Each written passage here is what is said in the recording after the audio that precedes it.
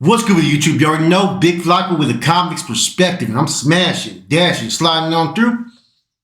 A little bit of energy. What's cracking, people? Please hit the like, subscribe, comment, do all things to help support this channel, and hit that bell notification for future fire content, man. As you already know it, man. Hope you guys are having an inspiring weekend. Stay positive. Keep on striving. You know what I mean? Love your loved ones, man. Stay blessed. Okay? We're going to discuss something about 2001, right? And this is post Operation Black Widow. Okay, as everybody knows, I've discussed this many times. I was out there before Operation Black Widow hit. I was there post Operation Black Widow. I was plugged in by Asha Lee via Carlitos Desal and Wino from Oakland. And there was a lot of confusion going on at that time as everybody was getting in line with Brass, which was now in Oakland. So all directors were going to different locations. Everybody was said to abandon their channels and report directly to them. Okay, in the process, though, we maintained a lot of resources, man, and we were supposed to produce a lot of money. That was what was established right off top. They wanted a certain quota from us, man, and you know there was 2 different crews in San Jose. Okay, and at that time we were all working parallel. You know what I'm saying? With those that were, there was very few stragglers that were left over. There's me and about 4 other people. You know what I'm saying? A lot of other people stepped on back a little bit. It was like me, the homeboy from Chiniquas, Charlie Campa from Hollister, and Black Steve and another individual, a couple other cats. You know what I'm saying? And we had established crews, and pretty much one of the crew teams I was on was the 49er team. The other team in San Jose was the Raider team, and we had the resources, man. So we were getting the product. You know, we were out there, collecting debts. We were doing all kinds of stuff, man. And there was a lot of cross wires going on at that time as well.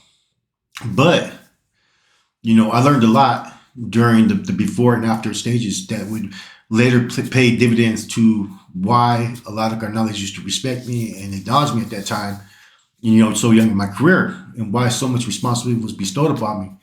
And why at such a young age they were already trying to recruit me at that time. So at that time, we already know Ashley flipped. I still said, "Fuck this! I'm in this to win it." I got that tattooed on my neck. They need to win it, the star. And so Wino had stepped out from Oakland. Now, what people don't know is Wino was an NF captain. Not only was he a captain, he was supposed to take over the streets. The position that Ashley had was only temporary at that time. Now, there was a lot of communications going on between Wino and Pinky, and Wino and Corny. Wino and Corny were real close, as well as Wino's mom and Corny's mom were close. You know what I'm saying? So they all had communications at that time. But this Operation Black Widow, it changed things because it put all of them together to where they could mediate all these issues that were going on. The tech situation, the Cuete situation. I mean, other individuals were under investigation too. People were bringing up charges against other high-ranking Carnales at that time. I'm not even going to mention what was going on, but some of the ones that were at the top at the time were under investigation. You know what I'm saying? Wino filed a lot of charges against a lot of people. So when he stepped out and he put me in contact with Powder as well. Now, I'm doing what I got to do, and he's relaying a message for me to get to Corny at that time, which I was doing it to the homeboy. We were getting the messages up there to him. They had different codes. Like I said, the Swollen Eagle has landed and all this stuff, and I'm just relaying it and seeing what I got back. And I remember Wino mentioned Asha Lee. What's up with fucking woo, Asha Lee? They came back, that's the dude telling. And fucking Wino was shocked. Now, at this time, I was moving a lot of product. I learned real quick on how to do it, adapted, and I was about getting that money. You know what I'm saying? And to where at any given moment, I'd have tons of weight. So at that time, I started communicating with Powder, and there was another guy now that I was supposed to communicate with, that they were all supposed to report to Wino.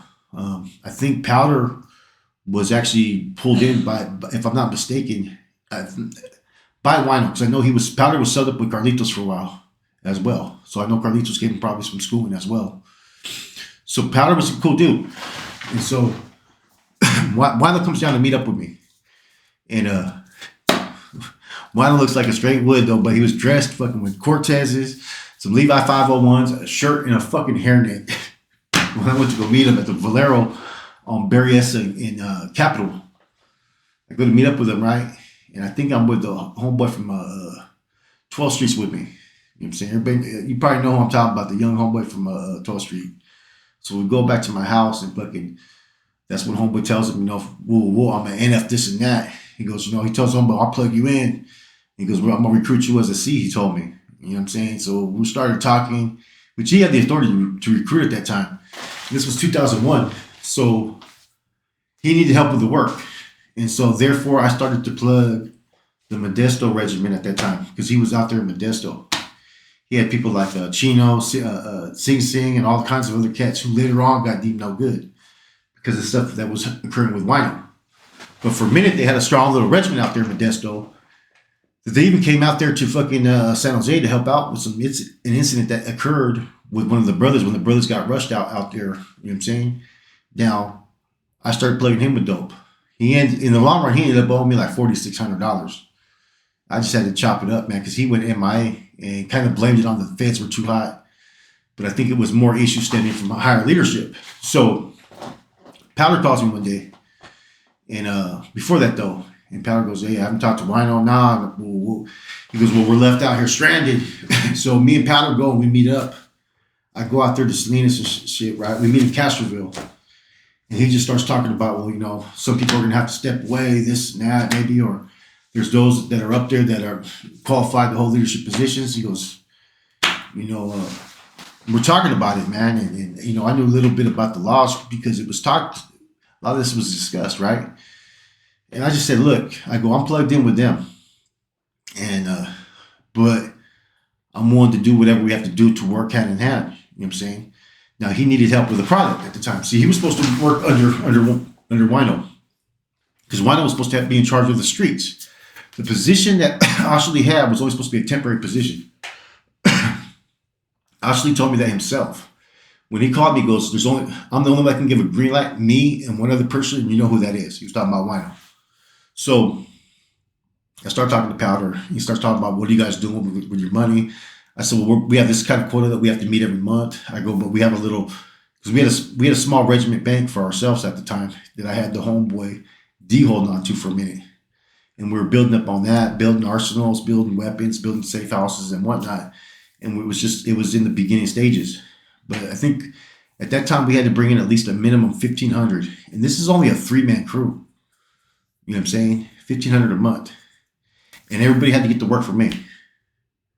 So I wasn't really charging any of the homeboys at the time any money because the monthlies were high enough. I said, either I could charge you guys on the weight or you guys could just give me your monthlies. And then the other homeboy, we just fucking pushed him to the side that was supposed to be part of our crew because he wasn't productive. You know what I'm saying? So it was mainly me and one other homeboy that had to contribute this much money. And that's when we found out the homeboy was trying to tax us on the dope that we were getting. And that's when fucking we told homeboy, fuck you. This is all you're getting. And that's when homeboy went MIA to Texas. So at that time, I'm supplying Salinas Regiment now. Okay? Which was, see, Powder was MIA though. You know what I'm saying? Because he was waiting on fucking Wino. But I told him I had access to get at them and all that, but it's not my business to, you know what I'm saying, meddle. Because I was plugged in under Wino directly to fall under the GOP, I'm trying to mediate these issues between Wino and cornering all of them at the time because Wino, the communications just changed. But then Wino went MIA. So per Constitution, Powder starts trying to get in line with who he has to get in line with, but he needed to start his place because he had soldiers ready to function under him. So I started to plug Powder with work. And we would meet in Castroville in those new housing tracks that they started making around 2000, 2001. So we started meeting over there because it was all BISAs. No cops were going over there and nobody's going to call the cops. So we had one location. We'd switch it all the time in that area. At a set time, his homeboy would be there. I'd be there. Boom. I'd give him the D and then I'd go get the money from Powder. I'd meet Powder at a separate location and then Powder would do these fucking counter surveillance fucking things, man. Like, go get off the freeway, get back on. Then we'd have to go over there and shit. You know what I mean? He'd have security and I'd have security on me. But we would tell our security to stay the fuck back. And then we would talk. And so for a minute, I was plugging him At the same time I was plugging him, there was someone that had escaped from the Santa Clara County Jail. I don't have to say their name, but they were on the 4th floor. They fucking climbed down, cut through the window. They were out of state. They needed help on work. I was giving them work. So I had my hands at the time in 2001 in the Modesto Regiment and someone that was part of the Salinas, as well as this other individual. So I was doing a lot at that time, man. And that always carried a lot of weight with a lot of individuals, the things I was able to produce and do. You know what I'm saying? And I never owed no money or nothing. You know what I'm saying? I had hustle. You know what I'm saying? And I worked things to where it was beneficial for everybody. You know what I'm saying? And I mean, technically what I was doing, I wasn't supposed to be doing, but it was a very, no, I can't say I wasn't, because I was supposed to contact with Wino, and he put me in contact with Powder. But at the end of the day, man, there was such a power struggle going on already that here I am blind. I don't want to be part of the power struggle. I want to be part of the positive push that what we're trying to produce here. But all I hear about is fucking people backstabbing and fucking nitpicking. I will say this. I like Powder's get down. He ran a smooth program. Everybody I worked with from Salinas was solid. I mean, I never had no issues with anybody from Salinas. There was never any problems. They gave me a lot of leeway to do what I needed to do. You know what I'm saying? As long as I produced, they trusted me. And I had a lot of pull with it because of Chico Rose before, and then with Gabe, and then with other people, then Bubba. You know what I'm saying? Smokey, I was incorporated with Smokey. And then, you know, then I met Powder. Powder can't forget. You know, I mean, I plugged him with work when he couldn't get none. You know what I'm saying? I was able to front it to him. You know, so people don't forget that. So along that path, you know what I'm saying, my name was recognized within those inner circle of Carnales. You know, and it just wasn't them. I was helping other people out, man. You know what I'm saying? Because I used to look at it like, hey, I can make money. I don't have to be getting greedy. If I'm moving about fucking, let's say, anywhere from 80 to 200 zips a week, you guys should already calculate that. That's anywhere from 5 to 15 pounds, right? Maybe sometimes more. And I'm making like 75 bucks, right? Or 50 bucks per zip. That's at least 800 bucks per ounce. If I'm making 50 bucks per zone, right? Multiply that by anywhere from 80 to 200. It's a lot of money. Damn lot of money. You know what I'm saying? So 800 bucks, if I move, that's like anywhere from like 6,400 to like 15 racks. And even if I took losses, I was all right. And I was able to invest in this, pay safe spots, and make sure my shit was fucking getting tight. You know what I mean? Which is why every time I was out there, I stayed out so long. You know what I'm saying? It was only when I messed with those that ran regular programs that I knew better that I got caught up. One being Huicho, who I got love for the dude. I still got love for the dude. But he was hot business at that time. But I was told through my regiment commanders, one of his subordinates, who was another carnal, that not to abandon the RC. And so when that happened, I ended up catching the case, man. But, you know, 2001, man, I mean, at that time, man, I learned a lot about, you know, the importance of establishing resources, the importance of establishing good, you know, business acumen with people, because they always going to recognize it later on. Because they, believe it or not, man, people will throw out names about people all the time and talk about this and that. So you always want to be known as one that was righteous in every business deal that you did and that you tried to help people. People see that, man. That's why everybody wanted to work with me. Everybody did. When Lencho came home, he wanted me to work with him. You know what I'm saying? Fucking when Bubba ran into me in Salinas, in San Quentin, he asked for my number. He sent it to Boxer. Boxer wanted me to work with him. So Boxer got me pulled over there. So I was always one of those ones that could make things happen.